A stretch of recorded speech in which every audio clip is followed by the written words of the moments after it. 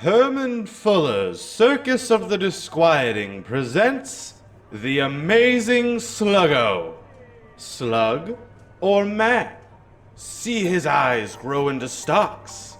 A wondrous creature to behold. He dances, he sings. Come watch the show of a lifetime. Is he a man or a slug? He's both.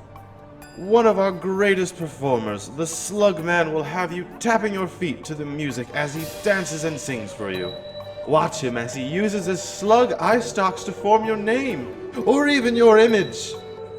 One day only, this Friday, 9 p.m. at the Alameda County Fairground. One show, one chance. Come one, come all. Didn't want to sell me to Mr. Fuller, but I don't think he had a choice. Once you got fired for mouthing off to the foreman in our neck of the woods, you had a reputation. He just couldn't get any employment anywhere, and believe me, he tried. Night after night, he came home dead tired and broken. Of course, I cried my little blind eyes out when Fuller took me with him on that muggy day in June of 1912. But you have to understand that to a small boy, the circus is also an adventure, and emotions seldom last long. Hell, I didn't even realize what it all meant. After about an hour of sniffling, all I could think about was the lions and the dancing bears I thought I was going to see.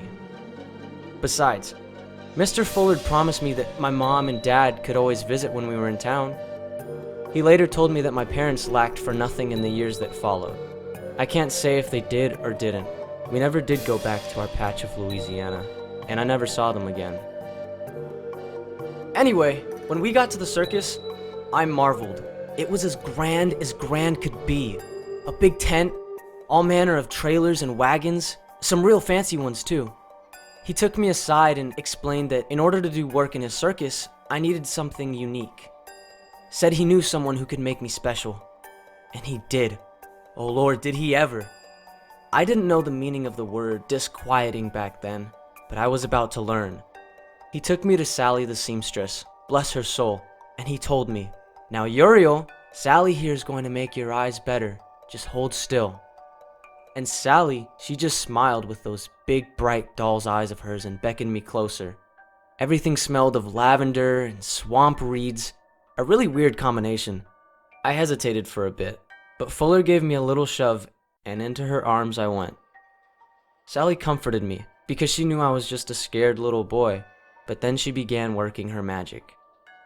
Didn't hurt either, that's the funniest thing. I mean, I felt my skin stretching, felt it cover my eye sockets, and of course, I felt it when she stitched the crosses on, but it really didn't hurt. And then, it happened. She kissed the stitches, and all of a sudden, I could see!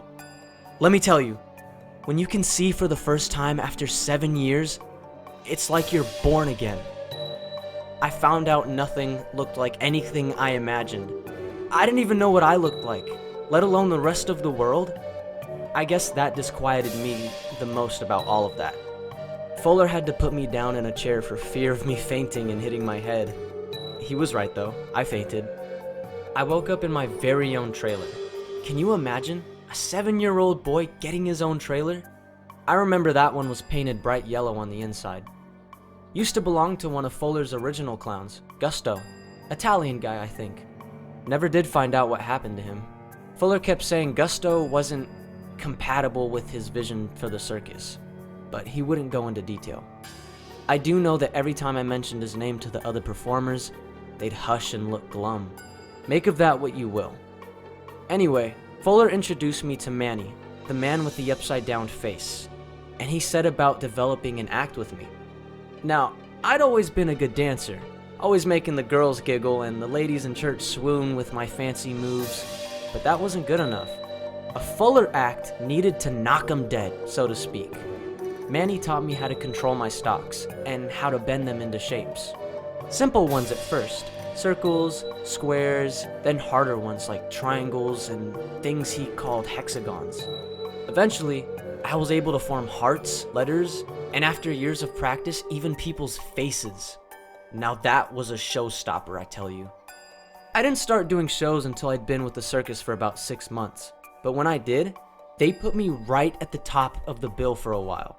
Every poster they'd put up would have my name up there in big bold lettering. Uriel Fishbones, the amazing Sluggo. That made me proud, and I hope that when my parents saw that, it made them proud too. After every show, I'd have to lie down in my trailer. Other acts, they were far more athletic. Running, tumbling, or swinging around and around they were, and there I was, just sitting on a stool, manipulating my stocks. And still, every time I was done, I felt so tired. I needed the applause though. It was the only thing.